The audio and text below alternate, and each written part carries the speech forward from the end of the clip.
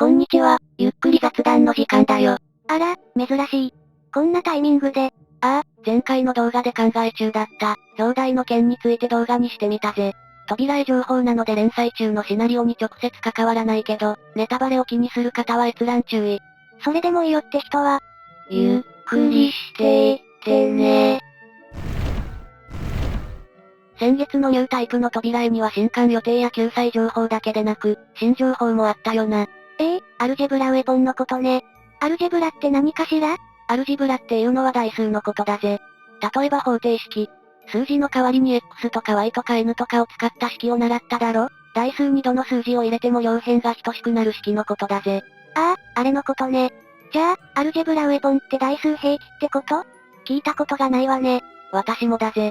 核兵器は核反応を使った兵器のこと、代数を使った兵器ってなんだろうな。マリサ、それについて色々考えるのが今回の動画の趣旨でしょ。そうだったぜ。とりあえずいかなる兵器なのかってことについては一旦脇に置いておこう。気になるのはイラストだ。これ、新キャラかしら？なんかどこかで見た覚えがあるのよね。これ、確かツルトセットだったんじゃないかしら。これだろ？それ、見たことあるわ。私もどこかで見たことがあって、かなり古いイラストのはずだ。確かイエッタとコメントがついていたはずなんだが、記憶が曖昧。ニュータイプの付録のカレンダーだったっけとか思って手元にある設定資料集とか展示会の図録とか色々調べてみた。だけど見つからなくて、検索かけて見つけたと思ったらポストカードだった。ちなみにデザインズ展示会で販売されていたポストカードの中には含まれていなかった。へえ、確かに展示会ではポストカードは全種類買ったものね。ただ、いきなりポストカードで発表されるはずがないんだよな。どこで見たんだろう、このイラスト。引っ越しの時にニュータイプの付録を紛失してしまったのが惜しまれる。もっとよく調べたら？わからない。ただ、こうして正式なデザイン画として発表されていないものをリファインしたのが、今月のニュータイプの扉絵の少女なんだろう。とりあえず、一旦、記憶を頼りにこのイラストが初期のイエッタのイメージだとすると、解説と辻褄が合う。だから、彼女はおそらく、イエッタの中にいる数式生命体、阻止姫、パーティクルプリンセス。確かパーティクルプリンセスって、形がない数式だったんじゃないの？そうだぜ。ついでに言うと、モナークセイクレットの制御装置でもある。モナークセイクレットが作り出した戦闘人類ログナーのファティマ、イエッタの中には彼女が入っているんだぜ。二人がセットで活動しているってことは、最強の騎士であるログナーが世界構成式の鍵を守っているのだろう。桜子がパーティクルプリンセスの謎に近づいたことでログナーがガードしているのも、きっとジョーカー太陽星団の謎に関わるという点で同じだろうな。なるほどね。パーティクルプリンセスには形はないけど人型として現れるときはこの姿になるのよ、きっと。だから書き直された神々の世界では彼女っぽい影があるのね。これはわかりやすいよな。見開きの影のサークレットが区間の形が一緒だ。神々の次元まで上がってこれたようだぜ。11巻時点では彼女は書かれていなかったものね。カレンによる世界改変後の世界だからな。それにちょっと前のニュータイプの扉絵でもノースター星のない世界で、全高 200km のイエッタが登場するって告知されていたからな。それがアルジェブラウェポンなのだろう。そしてアルジェブラウェポンとは、モナークセイクレットの別名だと思うぜ。どういうこと？赤方変異云々のモノローグからわかるぜ。赤方変異とは、天体から発せられた光の波長が、観測時に本来よりも長く、赤色側にずれて観測される現象だぜ。天体が地球から遠ざかる速度が大きいほど、また、重力の影響が大きいほど、より顕著になります、とのことだぜ。つまり？モナークセイクレット本体はクラウン銀河の中心にある時間のない空間、ブラックホールの中にある。だからブラックホールからは重力赤方変異が観測されるってことだ。なるほど、そういうことか。モナークセイクレットだったりアルジェブラウェポンだったり、いろんな名前があるのね。モナークセイクレットとアルジェブラウェポンが別物、という可能性もあるが、パーティクルプリンセスを形がないと説明しながら、全高 200km という一見すると矛盾した記述がある。この記述を矛盾をきたさず成立させるためにはパーティクルプリンセスはモナークセイクレットの中にあると考えるしかないはず。ややこしいので整理しよう。形がない数式生命体としてのパーティクルプリンセス。そのパーティクルプリンセスを内包したハードが全高 200km の最終兵器モナークセイクレット、別名アルジェブラウェポン。それはクラウン銀河の中心にある集積構成超巨大ブラックホールの中に鎮座していて、ジョーカー太陽星団それ自体を作った超存在だぜ。モナークはパーティクルプリンセスをジョーカー太陽星団で再構成したいと望み、その秘密をある人物に託した。それがアルセニック・バランス。クローム・バランシェの母親だ。しかしアルセニックはパーティクルプリンセスの再構築半ばで倒れ、その息子のクロームが研究を引き継いで成功する。彼は自分の作ったファティマ、イエッタに、パーティクルプリンセスを組み込んだ。ややこしい。でもなんで超存在のモナークセイクレットがわざわざアルセニックにパーティクルプリンセスの再構築を望むのかしら？このあたり、設定変更とかログナーの事情とかが絡んでくるみたいではっきりしない。デザインズ1時点の設定では、アルセニックはジョーカー太陽星団のあらゆる生物に隠されている。生体コードの中にモナークセイクレットの望みという文言を見つけたらしい。ただ、これはドラゴンやモーターヘッドの設定が有効だった時代だから、今はだいぶ話が変わってきている可能性がある。扉絵情報ではモナークセイクレットが託したとある。地球でただ一人のジョーカー太陽星団観測者の長野先生の解説でもあまり整合的な記述が見られない。だからこれまで分かった時系列から追っていこう。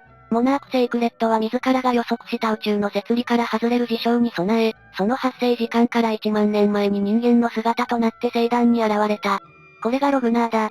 ログナーってモナークから派遣された存在というよりも、モナークが宿っている端末とか、モナークの分身みたいなものなのね。そうそう、だからゴリリダルリ派がログナーのことを、モナーク機械神と呼んだのだろうぜ。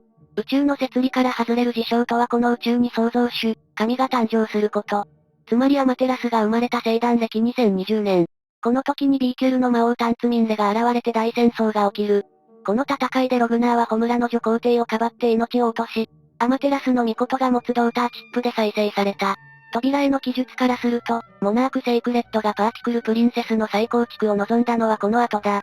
扉絵によると、モナークが集積構成の中にある制御装置をジョーカー太陽星団で再構築させることを試み、アルセニックバランスに託したとあるから、多分ログナーが倒されるほどのことが起きるなら4つの力の制御装置もこっちに置いておいた方がいいって判断かもしれない。そこで選ばれたのが、生体コードに刻まれた文言を見つけたアルセニックってことね。こう考えると、それぞれの記述に整合性が生じる。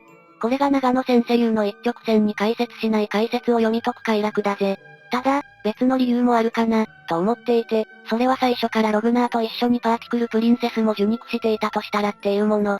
ドーターチップは肉体であるログナーしか復活させられなかったから、別にパーティクルプリンセスを再構築する必要が生まれた、という解釈。これは扉絵情報とは違う独自のものだけどな。解釈の幅があるのが長野先生の解説だけど、どうしてこういう風に書いているのかしら。いや、もちろん、文体は人格だから、ただの癖という身も蓋もない回答もあると思うのだけど、それはこの前に長野先生がプラモデルの楽しみ方について語っていた扉絵からわかるんじゃないか。長野先生は長くガンダムに関わってきた人だから、設定資料を暗記して正しく出力し合うみたいなデータベース消費が嫌いなんだよ。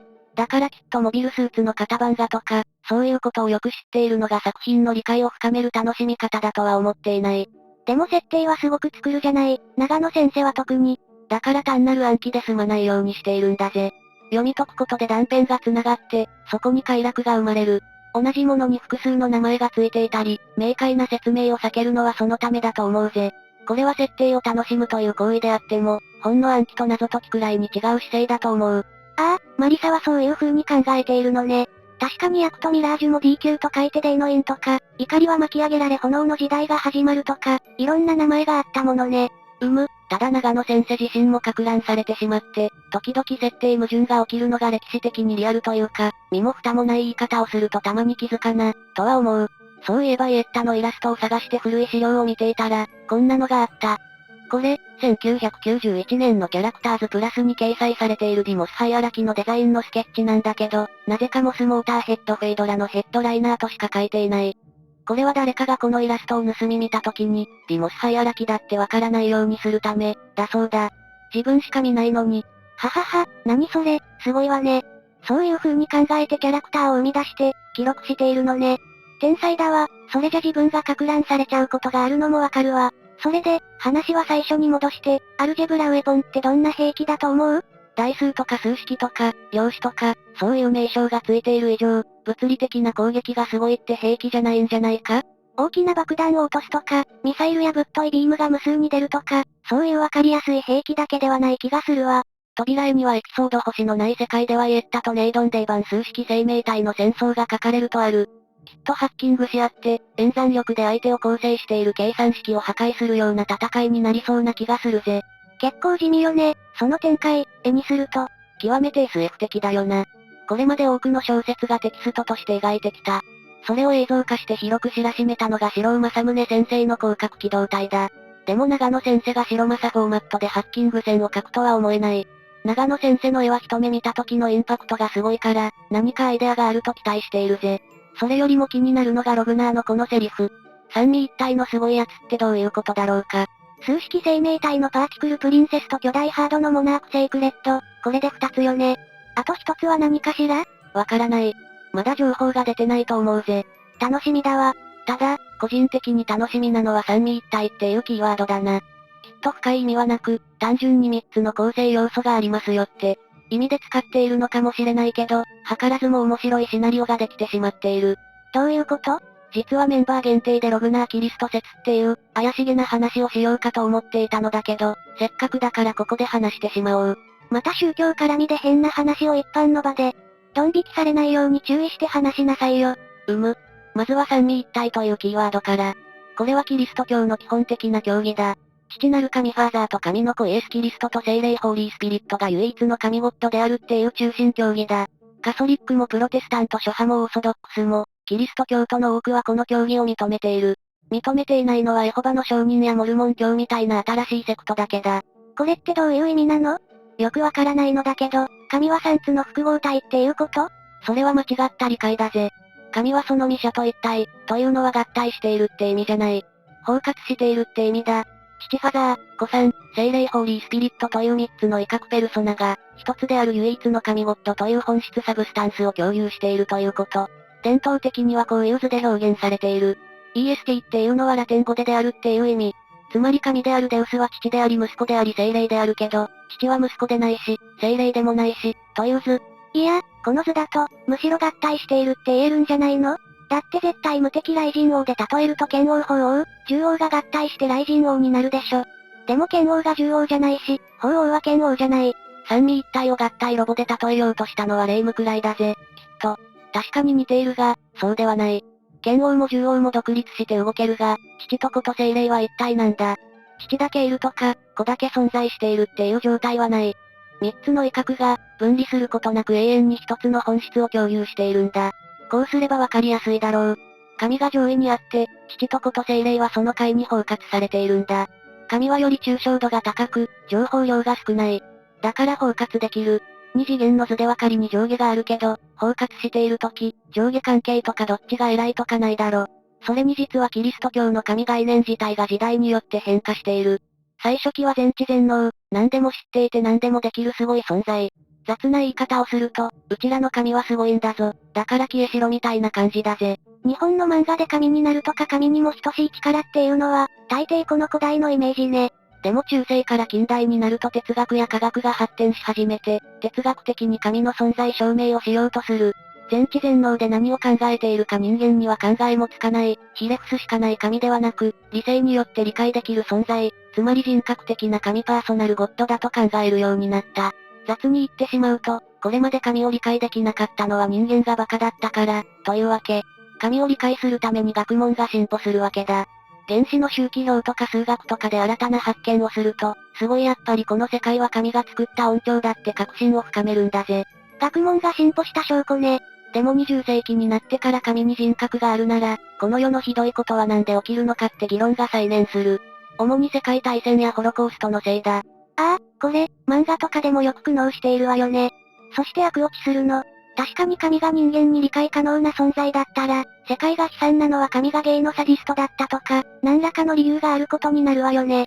そこで神って超越的で、何考えているのかやっぱり人間にはわからなかったわ、という古代の考えに戻る。賢い人たちは漫画の悪役みたいに悪落ちしない。図工。でもただ逆回りしたわけじゃない。そこで出てきたのが半神論だ。神とは世界そのもの。悪とは神の不在のことだ、みたいな言い方はアウグスティヌスもしていたから、もともとキリスト教には半神論になる趣旨が内包されていたわけだ。だから人間には理解できない存在なのね。でも現代神学では犯罪神論が人気だ。神は世界を超越する存在でありながら、同時に世界の中に内在する。これは神は世界に偏在するが、世界そのものではないというわけだ。へえ、とりあえず三位一体とか神の概念については少しわかったわ。確かにこの考えがないキリスト教があったらキリスト教と呼べるか怪しいわ。ただ、イエスは生前に三位一体を説いたことはない。この理論が生まれたのは西暦325年のニカイア公会議だ。300年以上も経っているじゃない。じゃあ、後付け設定よね。それには理由がある。聖書の記述には矛盾が多いんだ。イエスが父と言ったり、聖なる力が宿ったりと、いろんな記述がある。その記述の矛盾の数々を包括する、雑な言い方をすると説明概念として生まれたんだ。だから神の子であり、神と一体でもあるイエスが自ら説かなかった、自分のことだから自己紹介的に説明する必要がなかったというわけ。なるほど、ここで過去に遡って最初からそうだった。その理由はこれ、ということになるわけね。キリスト教徒でない、外部者の目線からはそうなるな。ウプ主の5スター物語の理解の仕方がユニークだと言われるけど、それは多分、神学の影響を受けているせいだと思う。新たな概念を持ち込むことで過去に遡って矛盾が解決されるという手法は、5スター物語はもちろん、多くの作品で使われている。例えばワンピース。溺れたルフィをかばったシャンクスは巨大な魚に腕を食いちぎられる。この導入は最初期のワンピースで整合的だったけど、物語が進むとシャンクスが四皇っていう超人的な戦闘力を持つ海賊であることがわかる。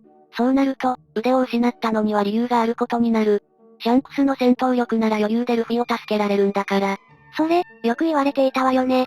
シャンクスが片腕を失う理由として不自然だって。そこで実は強制召喚マークが刻まれた腕を、自己を装って失うことで天竜人の鎖から逃れた、という説になる。これこそ新設定で過去が変わる典型例だぜ。ただのやられ役だった山賊のヒグマだけど、実は世界の暴力の頂点である四皇に匹敵する実力者だったのでは、という安否考察は正しいことになるかもしれないぜ。なるほど。